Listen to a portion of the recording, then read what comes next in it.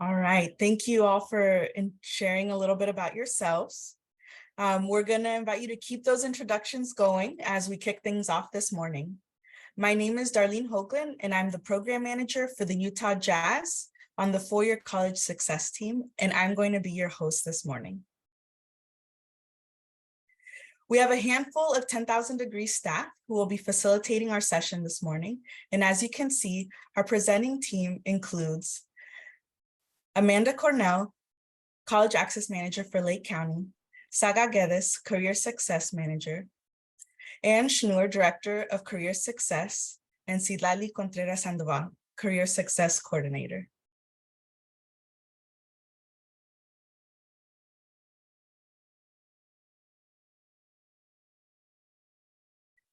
First, a little housekeeping this morning. We want to let everyone know that this session will be recorded. If you have questions, please feel free to use the chat.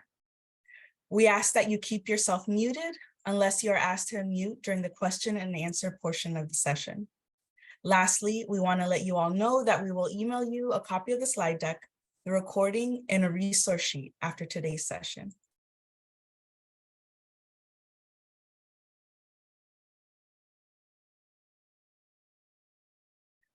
For those that are newer to our community, our mission at 10,000 Degrees is to achieve educational equity and to support students from low-income backgrounds to and through college to realize their full potential and make an impact in their communities and in the world.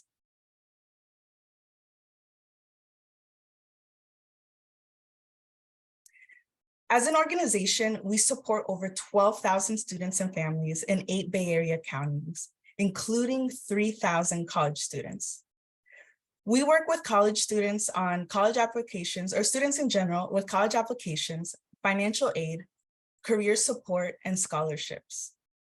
We also have over 50 fellows who are recent college graduates, many of them alumni, that provide near-peer one-on-one advising services and workshops to our students. As an organization, we envision a world where all students, regardless of race, ethnicity, or socioeconomic background, will have the full range of educational opportunity, support, and resources to realize their full potential.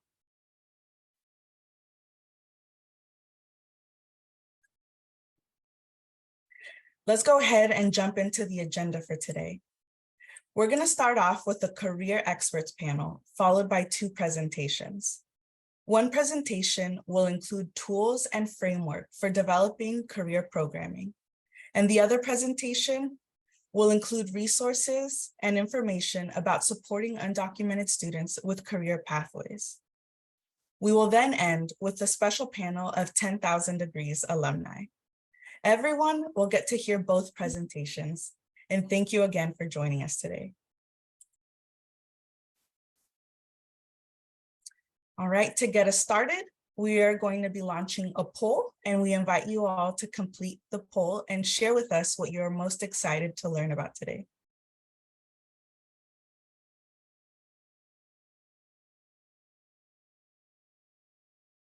It's looking like a little bit of everything. Folks are looking forward to the Career Experts panel. Folks are excited to learn about techniques and tools, learning about the career pathways for undocumented students. And we have some folks that are excited to hear about our alumni.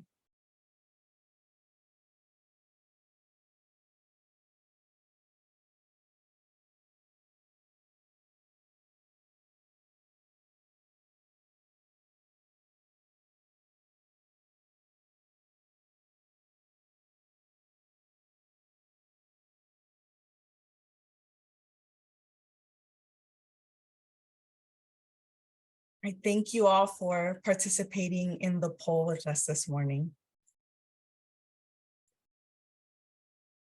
Now, to facilitate the panel of our career experts, I'm going to pass things over to my colleague and Director of Career Success, Ann Schnur. Thank you, Darlene, and welcome again, everyone, for joining us this morning. We're excited to host our first Train the Trainer focused on career success and career advising. And we welcome everyone from the community. It's really my honor today to welcome Brandon and Chelsea and Georgina, partners of ours, really working to further connect students and employers and make sure that the young people that we serve and work with can find and be connected to meaningful and mobilizing careers. So Brandon and Chelsea and Georgina, if you're not already on camera, go ahead and come on and we will kick things off. Brandon, let's start with you. If you want to just introduce yourself, your organization, and what your role is. Sure. My name is Brandon Jewell. I am the Director of Student Experience at the Career Technical Education Foundation. And really that role is I oversee several of the programs that we have here at CT Foundation, all focused on that education to career experience for students. Mainly our focus is around middle and high school. Thank you, Brandon. And over to you, Chelsea. Hi, good morning, everyone. My name is Chelsea Perez. I am the Career Internship and Service Learning Coordinator at COM, and in my position, I'm able to assist students in internship placement, in volunteer placement, and also guide students towards their career goals. Thanks, Chelsea, and welcome. And Georgina. Good morning, everyone. My name is Georgina. My pronouns are she, hers, and I am the Events and Employer Engagement Specialist at San Francisco State University within the Division of Graduate Studies and Career Development. And so my role primarily is to work with employers, nonprofits like 10,000 Degrees, and public sector government agencies, and work with them to develop a recruitment plan, really recruit our students, and also, of course, plan our career fairs, events, and run our employer engagement program. Thank you all. So one of the things that we often think about at 10,000 Degrees and with our career success team is really what's happening out there. We know that we are not alone in doing this work, and that partnerships and sort of larger trends in careers and workforce is meaningful to know about, so we can best connect students to opportunities. So when you all think kind of high level about the career development or workforce development fields, what are some trends that you're seeing that either excite you or maybe concern you in regards to ensuring that every student has equitable access to a career path? And Georgina, perhaps we can start with you. Yeah, so in higher education specifically, I think it's an exciting time when we talk career development and professional development. Coming out of the pandemic, really putting an emphasis on, what is the value of a higher education degree? How can we engage students and give them the technical skills that they need while they focus on their major and enter, the world of career after their education and kind of closing that chapter. So I say that's always the most exciting part of career development. That being said, higher education is at a crossroads at the moment. We're battling kind of low enrollment numbers, and we're talking about how we can get our staff trained up on career development and really teach them how to bring career readiness to the classroom. And for researchers and educators whose job has been for the last 10, 20 years, researching and education, it's just, taking on the challenge of reintegrating and teaching them, what it means to work with recruiters and prepare students for the workforce alongside all of the work that they already do in the classroom. Thank you. And Chelsea, what are your thoughts on this? Yes, so the trends that I'm seeing is that their employers, organizations, they're seeking a lot of experience. So students with experience are very valuable, and that is something that we're very focused on with our students, making sure that they don't leave College of Marin without having some kind of experience in their field, and making sure that they are connected as they go out and find work. Thank you. Yes, so important to really highlight the need for work experience before one's career journey begins, certainly. And Brandon, what are you seeing on your end in regards to some trends? Yeah, I started taking some notes on this, and I realized that I'm excited about a lot, because I took a lot of like things out that I was excited about, but I'll narrow it down to, I think the one that stands out to me is right now, no matter what we've seen so far, no matter what the economy is doing, the employment rate has been pretty good. And what that means is that right now employers are in really high need of employees, and that need sort of sparks innovation sometimes, and that need will allow for a shift in the mindset for how employers see their workforce development. And I think something that I'm really excited about is that what I'm seeing is more and more employers are starting to see that they need to invest in youth earlier. They know, no longer can they just put on a resume that somebody needs 10 years of experience and then they can plug and play right away, right? They're starting to see that they need to start fostering this next generation of workforce that's coming into the world. And they need to start getting into that early. And so what I'm seeing is employers are starting to understand that, and whether or not they're jumping at it or we need to kind of pull a little bit, but I'm seeing that they're more interested in getting involved in schools, particularly in the high school level, so that they can help students start to prepare for and explore the careers in their local area. And I think that is something that I'm very excited about, because I've been doing this for several years and it's always been a little tough. And I'm starting to see right now it's employers are starting to understand that shift that needs to change. That's great. I appreciate that perspective and investing in the local community and talent that exists. And also remembering that although there have been, layoffs, of course, specifically in the technology sector as of recent in the Bay Area, there are still lots of industries and companies that are hiring. And so remembering that there are still opportunities available to our students, even if what we're hearing on the news is concerning, that there are still folks who are looking for our students to invest in and to create kind of pipelines of opportunities. So Georgina, this is really a question for you, but we know that at San Francisco State University, you of course work with employers to connect them to students on campus, and those students may be the future employees of those employers that you're working with. So for folks who are on the call with us today, who are maybe interested in making this connection between employers and students, what are some techniques or best practices that you found to be successful when engaging employers? Yeah, great question. I think, I have a senior counterpart, who's a senior events and employer engagement specialist who focuses on the public sector. I focus on the nonprofit and the public sector, and he focuses on private. And across all sectors, I think the thing that we've noticed the most is just consistency and really personalizing your approach. All employers, all orgs and companies have different recruitment and hiring needs. All recruiters are not the same and have different approaches to the way that they hire and onboard their staff. And so I think first and foremost, engaging them, genuinely getting to know, for nonprofits, their mission, for companies, their goals, and for the public agencies is learning what they do and where they fall in sometimes these really big cities and counties. And that's always really benefited us. And they all have different needs and resources, and that's a big thing. I think as a recruiter for nonprofits, I didn't always have the luxury of having funds to pay for a career fair. And so we approach it in how can we engage students and get your brand on campus while still keeping in mind, that not everybody is starting from the same place. Taking an equity-centric approach is something that we definitely pride ourselves on doing. Thank you for that. Maybe we should mention that if folks here are hiring and want to recruit students from SF State, please get in contact with Georgina. She can hook you all up.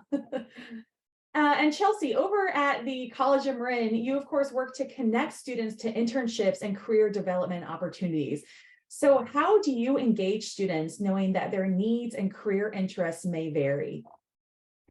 Yes, well, in the through development of workshops, events, and a lot of the career materials that we have, I make sure that they're adapted that these events and activities are adapted to the needs of the students.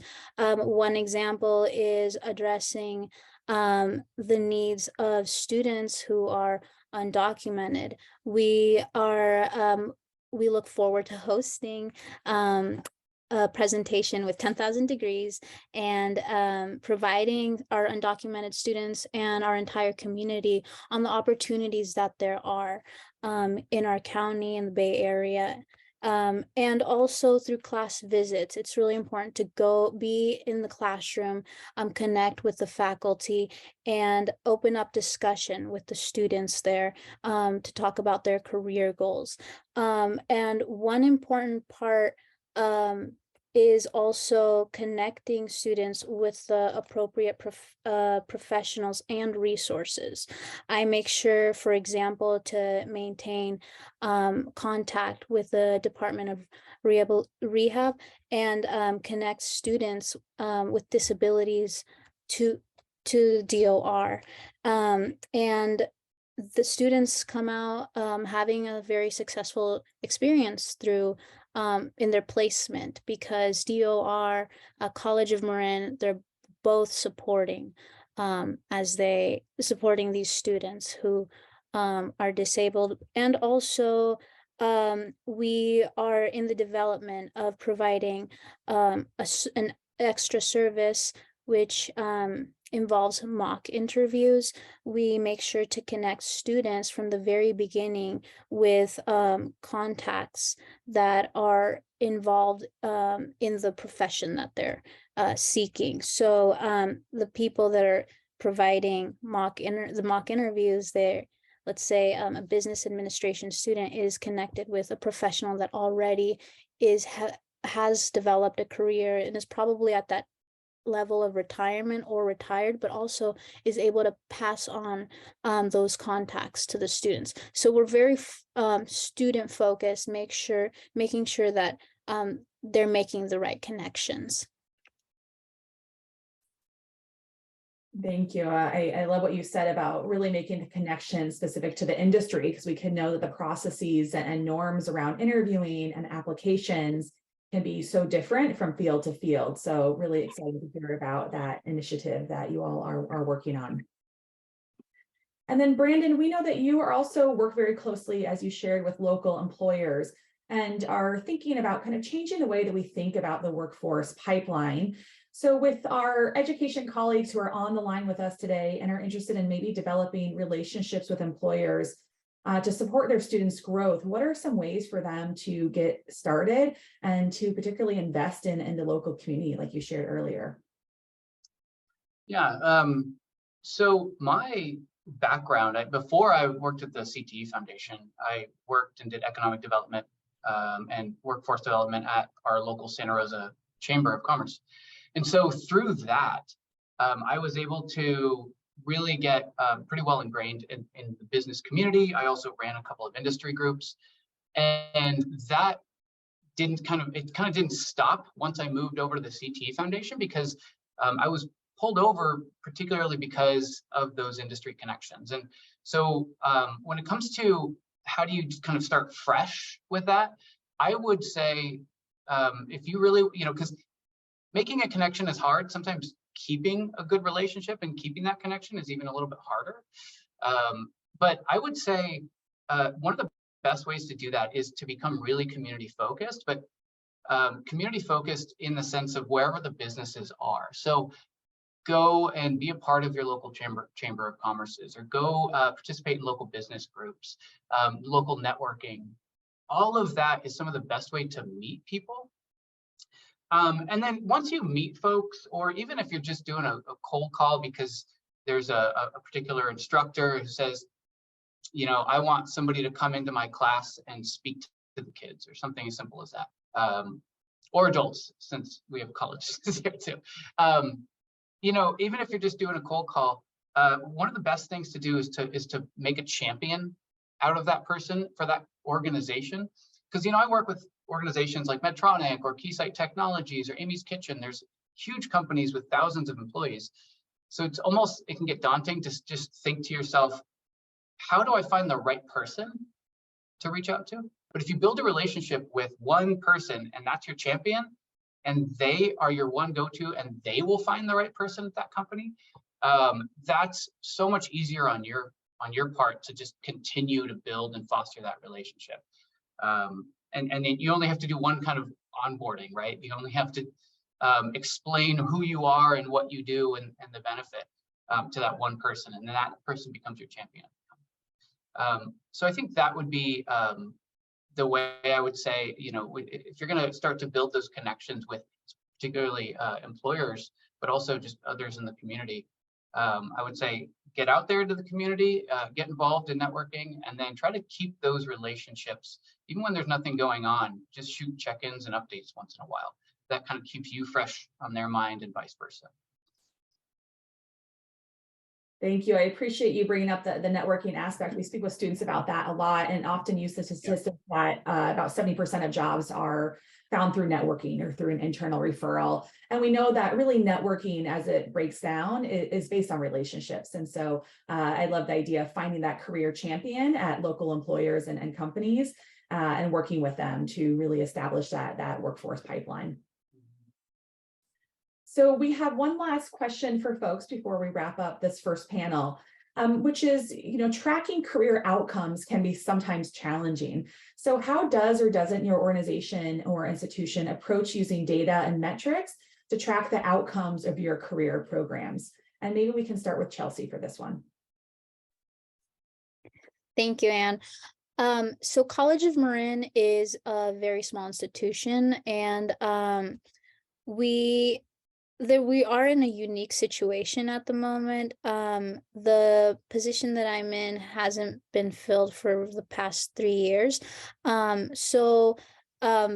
started about 3 months ago, but I've also had the opportunity to initiate a big part of the career services that we offer at College of Marin.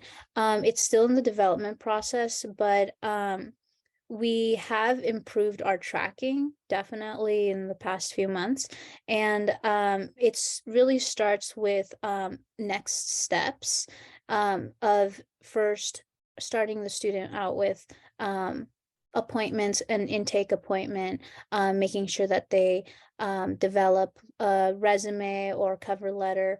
Then we do another appointment for internship placement, and it's really just next steps. The next step would be to provide them with that mock interview that I was appointment that I previously mentioned, and at the end of it, the students take a survey on the career services that they received, which includes the mock interview and the placement, and some information about their placement, internship or volunteer or job.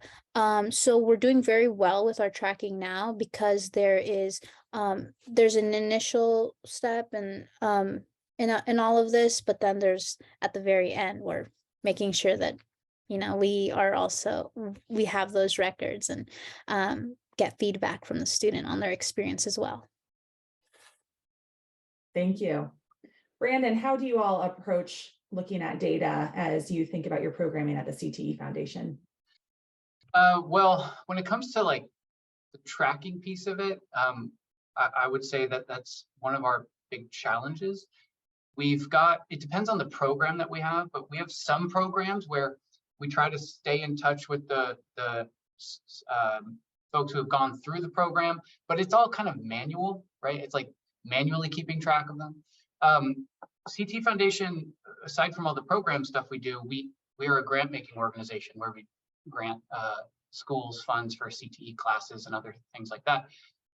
So we just recently moved over to a new grant system and started using that grant system, that online grant system, for applications for our programs as well. So students apply through that grant system, because that system has the ability to put in there multiple follow-ups on certain dates. So we haven't really got to the point where we put that in practice yet, because we just kind of jumped into that. But that's our plan for how we're going to stay up to date with those who go through some of those programs. Is they'll start by applying through the system, and then hopefully we can kind of program all that so that the system will send checkups and surveys and to see where they are. That's sort of our solution to that. Other than that, we're still struggling with it, to be honest. Thank you. It's a common challenge, certainly, but it sounds like you have some exciting initiatives coming up to support with that. And Georgina, you of course are larger kind of university that I'm sure tracks student outcomes generally, but how do you think about this in terms of career data and tracking success, student kind of career success overall once they've left school? Yeah. So, like my panel counterparts, it's definitely can be a challenge because of how large SF State is. Our Career Center, for example, we use Handshake to collect data, and all of the students who participate in any of our programs, if they choose to fill out the survey, we have that. But unfortunately, I think on a university level, it has recently been a challenge and something we're actively addressing coming out of the pandemic. And this is our first semester fully back in person. We still have some hybrid modalities. But during the pandemic, we decided to make our post-graduation survey that would have or did track career outcomes optional as a way to reduce barriers to graduation during the pandemic. And so right now we're faced with the question and trying to figure out how can we continue to track career outcomes and not increase barriers to graduation and make it easier for students to walk away with the diploma that they came here for. So it's something we're in constant discussion with our alumni office. We work very closely with to engage that population. I have the very unique and privilege and opportunity to engage with alumni directly on LinkedIn. And so I always make it a point to do that, but definitely on a university level, it's still definitely something we're working on. Well, thank you all so much. Exciting to hear about the programs and initiatives and important work that you each do within your communities. So thank you for joining us, Brandon, Chelsea, and Georgina today. Lots of good food for thought for us to think about, and just appreciate your partnership and thought partnership as we all work to support students and connecting them to careers. So thank you all, and I will hand it back over to Darlene. Thank you again to our panelists for joining us this morning, and thank you again for sharing your insights and your advice. We are now going to head into our presentations. Hello, everyone. Today, we're going to be talking about career exploration and technique tools. We'd like to begin our presentation by sharing with data which demonstrates the importance of career services. We reference these data points because it can help us demonstrate the types of services, connections, and tools that might be of most use to our students in order to help them launch a successful career. So you see on the screen, just without reading all of them, only 30% of about 1.3 million low-income or first-generation college students who enroll each year will graduate and secure a strong first job to enter grad school. So this is important for us to know in general, along with the other data here, because it lets us know where to really focus our work and how we can help students achieve their educational goals. So at 10,000 Degrees, we're working on expanding our career success programs to ensure that students are supported as they begin thinking about their careers. We're excited to know and have a full team dedicated towards career success and creating career programs and opportunities for students and alumni. As I like to say, we're kind of the end of the beginning, right? The end of college and the beginning of what is career in their professional life. So as you see on the slide, this is a little of how we are approaching our program as well. And we're really learning from our students and then launching whatever we need and we see fit, that's going to help our students. One of the main things we're launching soon is our mentorship program and the help of a third party, which is Cronus, which will then connect students with their mentors, which we are very excited to see. So before we showcase a few tools, we want to take a moment to discuss when using these tools may be helpful. So we know that students need changes based on an age group as well as individuals' interest. Our program is program is strength-based and student-centered. So we look for tools and careers development opportunities that represent those values. So a few scenarios that we have heard from our students, for example, college students, I chose XY major, but I'm not sure what type of jobs will be open for me. I want to learn more about what others professions are out there. And that's where we start recommending our students things like internships or volunteer work or anything that would eventually kind of get them to figure out what they like, but what they don't like as well, which is also as important. So we really take in student scenarios, but also what they think and what they're looking for in order for us to eventually look and do some research for them and then share with all of our 10,000 degree students. So the GROW model is a framework that can be used with groups or one-on-one advising. It helps to frame the career conversation and keep the student center as the expert in their own career journey. We have promoted this framework with our career mentors to use in their one-on-one student mentoring session, and also see opportunities to introduce it to students as they begin planning their longer-term career goals.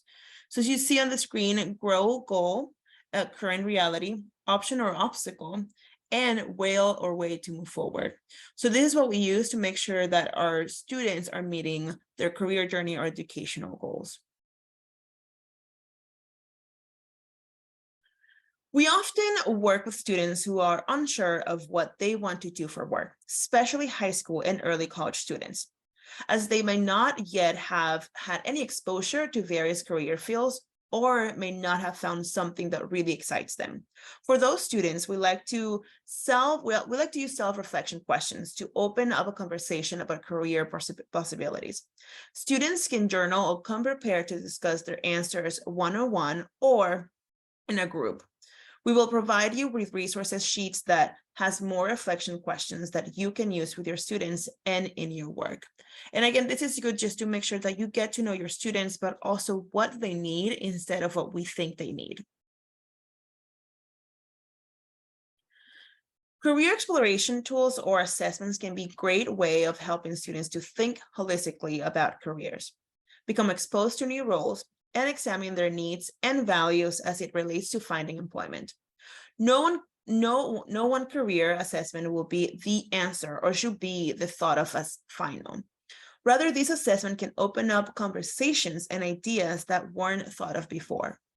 Career assessment largely breaks down into 4 categories: interest inventories to assess overall interest in various fields, personality assessments, which help students think about what motivates and satisfies them as it relates to work, career aptitude assessment, which helps students learn more about themselves and their skills, and work values, which helps students think about their own values and what values would be important to them in an employer relationship.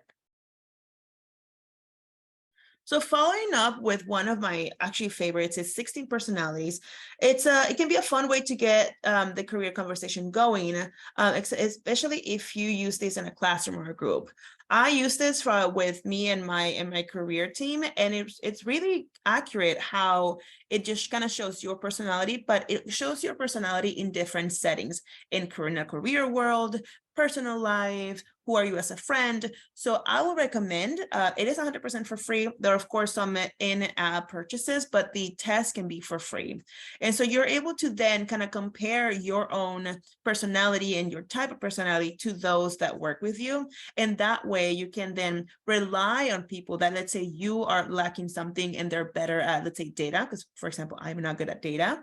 I can then rely on someone that is good and I can learn from them. So what some lack, some might do better as, and those are the people that you can learn with, especially in a team setting. You can always rely on the person that is good at something more than others. So it's something that I highly recommend. I really do love 16 personalities. And the good thing is that I get emails throughout the week or the month on what is my personality and where can I be good at and what can I improve, which is also as good.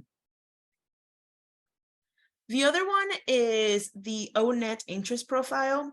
Uses data from the U.S. Department of Labor and provides customized career suggestions based on the student's interest.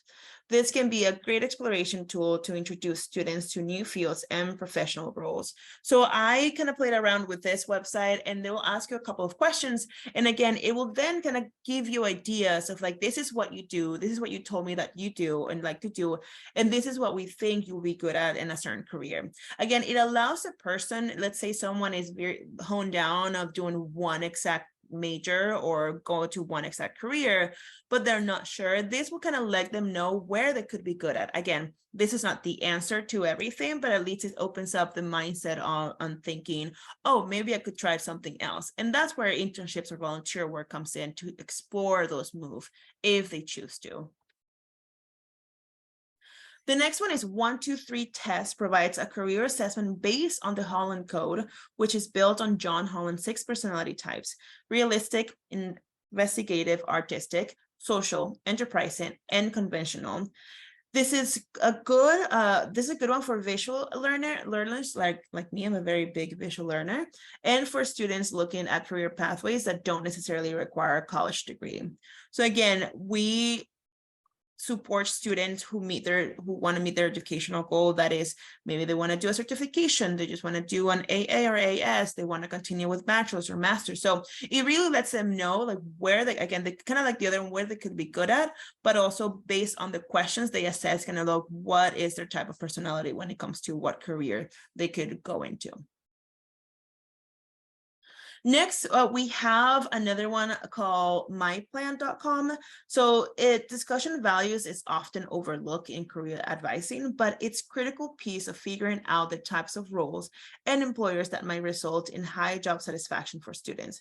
Myplan.com has students answer a series of questions that relates to their values and how this might match up to a certain field or job type. One tip is to work on integrating values questions in career advising materials and conversations. It can be a great way to remind students that they get to have some choice regarding the type of career pathways or employers they engage with. I think it's a great choice, especially now, because in the past, it's more like you have a job, be happy with it, and that's it. Now you really get to think about, does the value of the company or of the organization match with your values? And this is what that website does. Again, I did play around with this one, and it'll ask you a series of questions that you have to eventually put in patterns from 1 to 5, 1 being the least, and I think 5 being kind of like what relates to you, or vice versa, something like that. But again, it goes into more of like the value for the organization and what you're looking for that organization or company to have, and how their values kind of connect with yours. Highly recommended as well. So these tools are meant to be a way to introduce new careers to students and to aid conversations around career development. It's important to let students know that just because one assessment suggested they focus on certain professionals or roles with certain characteristics, that it's merely a means for further explorations and not meant to be a definitive answer to what they should do for work. Again, none of these assessments are the answer to someone, but again, it does open up the mindset of like, oh, maybe I never thought of doing this type of work. So it's just a way of exploring in case you're stuck and you don't know how you can explore. These are good assessment tools. So another thing, a big one is job searching, right? After looking at assessment tools and what job you're going to go into, how do you look for jobs? So job searching has come a long way since viewing the employment opportunity in the newspapers, and then later on Craigslist, which I don't think we don't look at jobs on Craigslist anymore. Hopefully no one does. Now there are multiple search engines, job boards, apps, and online tools to assist with job search. It can be a little bit overwhelming. Here's a few general ones that we recommend. There are often job boards for specific fields, so it's a good practice to provide students some guidance on where to search for work opportunities so they don't get lost in all of the options out there. So a pro tip is to make sure that students know how to use these sites and help them to set up filters, job alerts based on their search criteria so that they don't miss the posting. So let's say you go on LinkedIn and you're looking for an internship or job in marketing, you're able to then create an alert. So you get either, I think it's weekly or every 2 weeks, I'm not sure, but you do get alerts on your email that it specifies the jobs or internships about marketing in your area instead of having to go in blank. For high school students, often the best way to find jobs is to go directly to employers in the local community. For example, for a high school student looking for a summer or seasonal position, looking for jobs through their local parks and recreations departments can be a good resources. Sometimes the career center at the high school, if the high school has it, may have like a job posting either a website or something in there that might help you get a job if you're in high school and if you're trying to look for something in the summer or throughout the year. Another thing is, what are some tools available for career centers, right? So college career centers are often underutilized, but they can be a great place to get connected with resources, advising, and free services that students often won't have access to elsewhere. For college students, getting a Handshake account is a great first step for career success. Handshake is a platform that most of our college partners use to help students connect with employers and work opportunities. Next is Big Interview, which is an automated interview preparation platform that some colleges provide. Some colleges actually pay for it, so that way it's going to be free for students. Students can do mock interview practices via a series of recorded interview sessions where they are fed questions. They get feedback after each interview, and they can choose interview levels such as beginner or advanced, and can complete various interviews over time to strengthen their skills. The school is, again, like I said, it's normally paying for this, but students can use it for free. Then we have VMock. It's another service that some college career centers are providing, where students upload their resume and get automated resume suggestions and feedback. So college career centers, it's important to make sure that you encourage your students to go to the college and career centers, because again, they're underutilized, but they have so much to provide to students, and students to be able to take advantage of what it's out there for them when they're in college. Because when they're in college, they have a lot of opportunities around them. It's just a matter of looking for them or getting advice from the right person on where to go next when it comes to either using Handshake. Handshake is a big one that a lot of colleges use. So if anything, I'll have them start with that one, so that way they can start kind of getting some connections and job advertising for them. Another pro tip, so sometimes students are hesitant to set up LinkedIn profiles because they don't have a professional headshot. Some career centers provide this service by partnering with professional photo booths, such as Iris, which you see on the screen. But you can also do a fun DIY event at a high school or college campus, or part of your nonprofit program offerings. You can set up a photography space during a career event, bring in a volunteer photographer, or even better, pay a student with some photo skills, and give your students some, like, the boost they might need to develop their professional profiles. One of the things we're doing at 10,000 Degrees, we do have LinkedIn webinars that we put together with our partner LinkedIn. And what we have done is we have watch parties at different community colleges. And so what we do is we're bringing a photographer, and we do free headshots for our students before the actual webinar. So that way it's an incentive for them to come in, but also to take their headshots and eventually build the LinkedIn profile if they haven't done so already, or just edit it to make it look better. So our team has fun thinking about workshops that might benefit students beyond the Career 101 basics. The basics, meaning resumes, cover letter, interview prep, are important, but we recommend asking your students what other topics are they interested in learning about. We also review student surveys and monitor questions during our program session to see if there are any trends that might relate to our future programs offerings. Involving students in the design of the program can often create buy-in and excitement to attend the sessions offered. This is very important because, again, we want to learn from students and what they need in order for us to then do our job and put something together that will go beyond the 101, the Career 101 basics, and more into what we see fit for our students, because they're letting us know what they're needing. And then for those of you working at schools and nonprofits who are interested in increasing your capacity and skills in providing career programming, you might be interested in checking out the NGPF Career Certificate. It's a 5-session interactive training series followed by a certification exam. Our career success team has completed the course and become certified. So I did this course in the span of 5 weeks. And it was great just to make sure, just to be able to hear from other people in the field as well. But everything that was said and presented was very valuable and really connected to the current job. It's a helpful framework, especially for emerging professionals or those new to the space. Although it's geared towards high school teachers, nonprofit staff, and those supporting college students might find some benefit in the course. This organization also offers other courses in other areas with a focus on financial literacy, so feel free to check them out. Again, it's 100% for free, so it's something that you're able to check out and get certified in either careers, financial literacy, or whatever they offer that might be connected to what you want to do or what you want to get certified on. Another professional way of development is NCDA, which is the National Career Development Association. It's a professional membership association, provides professional development, publication standards, and advocacy to practitioners and educators who inspire and empower individuals to achieve their career and life goals.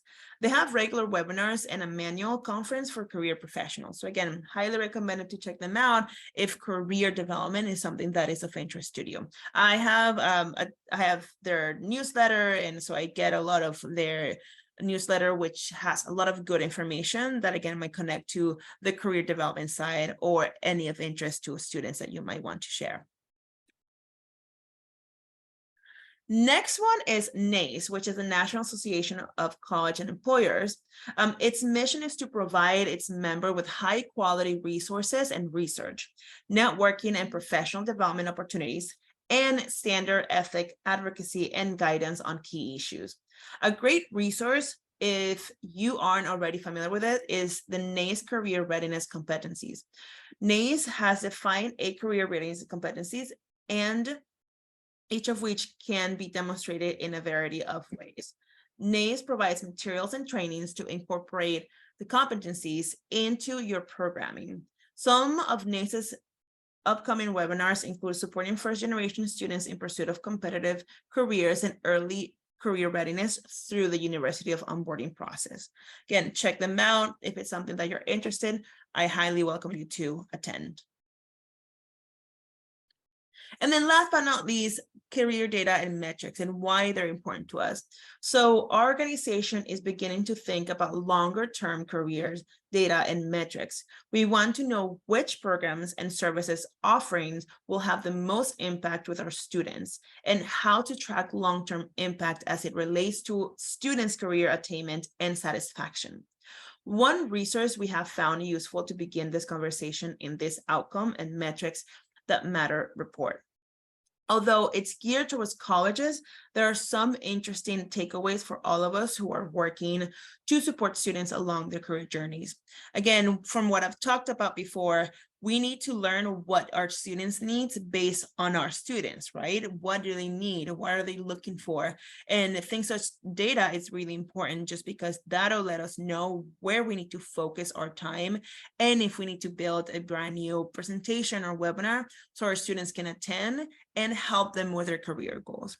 So that's a little bit of what we are going to be talking in the next couple of months with the career team, just what really works for our students and what can we bring to them, like a website or assessment questions that's going to help them eventually develop what they want in their career.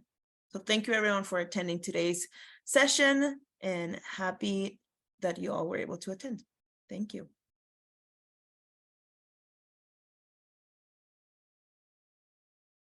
Hello, welcome everyone. My name is Sitlali, and welcome to this presentation on the career pathways for undocumented students.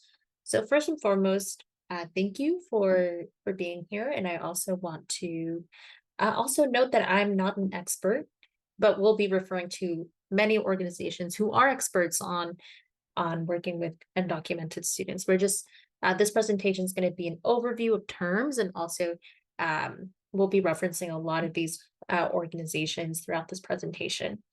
So this presentation is for both students with and without work authorization, since there is a possibility that the DACA program may end. So first, I want to highlight the partners with expertise on this matter, particularly the Dream.us. Immigrants Rising has excellent resources on career development for undocumented students, and also the National Immigration Law Center and the ILRC are all very reputable organizations where you can get updates on both the status of certain programs such as DACA, TPS, and we highly recommend y'all sign up for their newsletters as well. So first, I'm gonna want to touch on work authorization and just give an update on these two programs, DACA and TPS. So what work authorization essentially is legal permission to work in the United States. This is typically granted by the US government to non-citizens. So DACA and TPS are both work authorization programs. So recipients of these programs receive an SSN that can be used for work purposes. Note that these are not, these are only work programs. They do not, they're not citizenship programs. So that's important to note there. So one update on DACA is that the future of DACA is currently tied up in the courts. However, current DACA holders and recipients are able to renew their DACA. However, there are no new applications allowed at this time. And a legal update on DACA is expected very soon, just sometime later this spring. Immigrants Rising also has a dedicated page to DACA updates. So, definitely keep an eye out on that for, any updates. TPS, this is temporary protected status, is a program that the US designates a country as for TPS due to certain, quote unquote, certain temporary conditions in the country, such as armed conflict, environmental disaster, and extraordinary disasters. So as of last year, November, TPS, that status was extended an additional 18 months for the following countries: El Salvador, Haiti, Nicaragua, Sudan, Honduras, and Nepal, with some limitations for Haiti and Sudan. So the ILRC has a page on this that's with all the updates as well. So next, I want to make sure we're on the same page for terminology. I won't talk about all of these terms, but I wanted to make sure that we're, when I say the undocumented, mixed status family, that we all know what those terms mean. So undocumented in particular is an umbrella term used to refer to students or community members who don't have documentation. So, people who are undocumented, they can say have DACA or no DACA, or have a TPS status, or a certain, say a certain like U visa, for example. It varies. So there is no single status that is, there's no single status that is associated with undocumented. It is a variety of statuses. So a mixed status family describes a family or group where individuals have different documentation statuses. Some may be citizens, residents. There may be community member or family members who are with DACA, those without. So those are kind of the, that those people can comprise a mixed status family. So California DREAM Act application, it's basically like the California state aid version of FAFSA that's open to undocumented students, both with and without DACA. And the DREAM Act is a piece of legislation that would allow 2 million Dreamers a pathway to citizenship. However, the policy has never been passed. All right, so next, we're going to talk about making money, which is, why we're here. So we're going to touch on different pathways to income for those particularly without work authorization. And I will walk through the ways to make money. So first, there's freelancing or independent contracting. So this is basically when the individual provides a service and finds clients and charges those clients for those services. For example, if you are a graphic designer, you can become an independent contractor and then find your clients and charge them for your work. Maybe they need help with an ad campaign, and you work on the graphics. That's an example. So it's almost as if the person becomes business. There's entrepreneurship, which is setting up a business, being your own boss. There are fellowships and internships. Some, but not all, are open to undocumented students. Some are also geared specifically towards undocumented students, such as the Dream Summer at UCLA. And they'll be linked in this presentation as well. And worker co-ops, and this is where it's a values-driven business that puts the worker and the community benefits at the core, where the worker, while they do work for the business, they also have decision-making powers and they have ownership, like they own part of the business as well. So these options can provide avenues for work and income while you navigate the process of obtaining work authorization.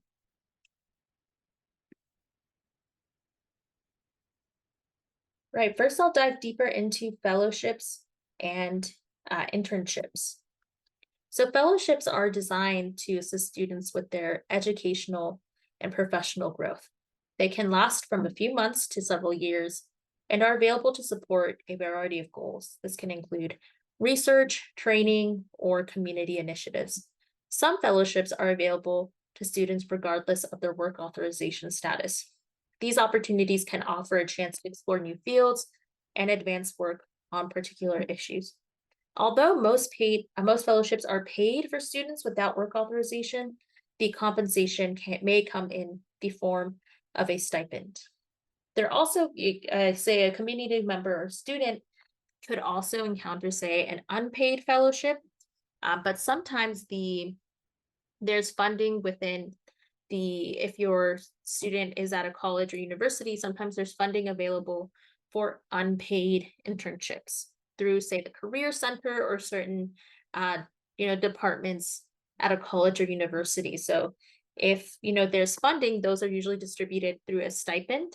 A student without work authorization might be able to use that in order to get paid.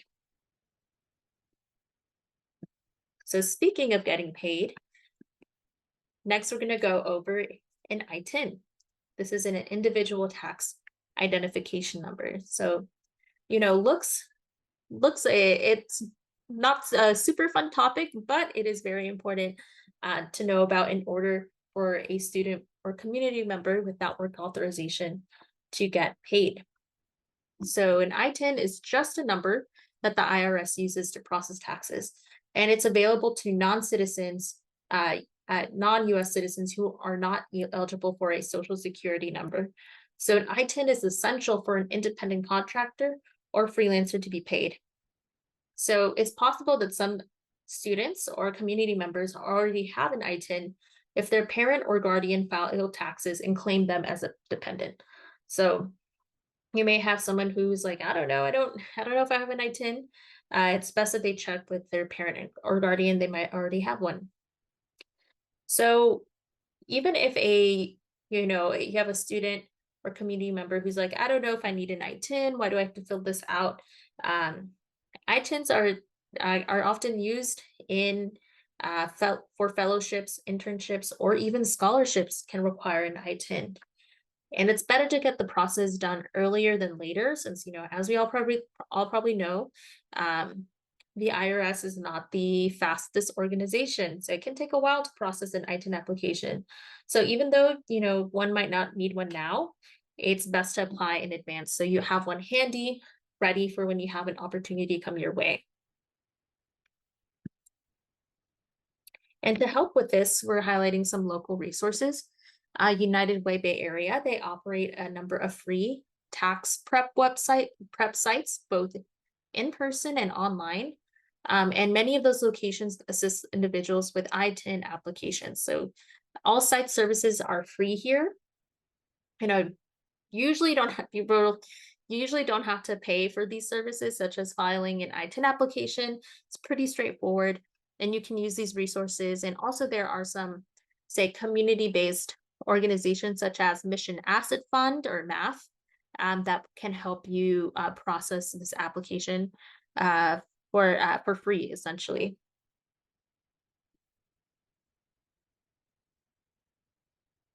And I also want to highlight a few internship and fellowship opportunities. There's the Dream SF Fellowship. It's deadline passed, but keep an eye out for the 2024 application. So this is like a workforce development program specifically for undocumented folks in the in the job market. There's the Golden Gate National Parks Conservancy. They have several summer opportunities and internships.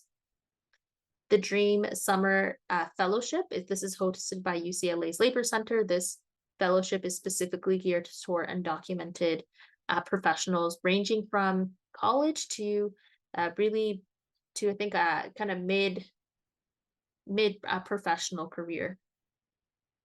The Carnegie Mellon Research Experience is it's specifically for undergraduate students interested in software engineering. And then there's the Health Career Connection. Now, most of these opportunities are geared towards college students, but there's many opportunities that also exist for high school students. All right, next I'll go over some additional resources in order to apply for an I-10 or get assistance to get an I-10. You can look at Mission Asset Fund's website. They can provide one-on-one support, say online support, and they also have some really helpful videos on how to get started in that process. Immigrants Rising has a great video on independent contractor forms, like how do you get paid with your I-10 if you decide to go through the independent contractor route. There's the United Way Bay Area resources. And I also want to highlight a few career groups for undocumented individuals. There's Dreamers Intact, Pre-Health Dreamers, and Undocu Professionals. So there is, this is good for like kind of community building, networking, and getting insider info on people who have already, navigated certain industries as undocumented professionals. So for students and community members interested in going down the entrepreneurship route, there are funding opportunities. So for at least for college, the typical advice is that, try to avoid loans, you prefer grants. This is very different for businesses. For businesses, it's almost a requirement to take out loans in order to grow and expand a business. So here there's a mix of both loans and grants. So there's the Axion Opportunity Fund is for small business owners. They have funding opportunities for I-10 holders, SSN holders as well. The William G. Nash Foundation Seed Grant, money you don't have to pay back, provides funding for social impact businesses. So it's for businesses that have, say, like a mission towards them, a social good as a part of their kind of business plan. The Immigrants Rising Seed Grant provide business grants for non-citizens in California. They have a grant for small or businesses that are just starting out or smaller businesses, and they also have a separate grant for more mature businesses. La Cocina is an incubator for women-owned POC food businesses. They're based in the San Francisco Bay Area. Mission Asset Fund has a microloan, so money that does have to be paid back, but at a 0% interest for California residents. And in Utah, the Utah Microloan Fund has loans up to $50,000 uh, for for um, for borrowers who typically wouldn't have the opportunity to borrow from other banking institutions. All right. So what if you have a student or community member who, doesn't know where to start for starting a business? So yeah, starting a business can be, incredibly daunting. You wouldn't know where to start. So thankfully that these great organizations have some resources and guides on how to get started. So the Immigrants Rising, they have a Spark Entrepreneurship Curriculum, which is a comprehensive curriculum geared towards undocumented folks on how to start a business. And this is a kind of training course of sorts where, they start with, how to make a business plan all the way to, how to hire your first employees. So it's a comprehensive, interactive, curriculum. The NYSYLC, the Non-Citizens Guide to Entrepreneurship, is a extensive guide. It's over 140 pages on how to start a business. So if you're more of like a reader, this is a great one to have in hand. One thing to keep in mind is that this organization is New York based. So they do make references to New York a lot of times, but in all, they have just really great information and up-to-date guides in their guide. Immigrants Rising also has a undocumented entrepreneurs Facebook group, and this is great for networking and creating a community as you start your business. And the Freelancers Union, they provide training and support for freelancers. So if you decide to, go full blast on your independent contractor journey, this can be a really great resource. A few other resources to highlight for small business support. SCORE provides free business advice and mentoring for small business from small business experts. And the U.S. Small Business Administration also has some resources as well. So if you want to implement something like entrepreneurship lessons in your classroom, Immigrants Rising has a Intro to Entrepreneurship lesson plan. So it comes with a guide and resources, and this is a great way to support students in considering this career pathway. So it's something you can perhaps host at your school campus or organization. Right, next, I'd like to discuss how students and community members can find support on college campuses. So some college campuses, not all, have dream centers which have a focus on supporting the undocumented community.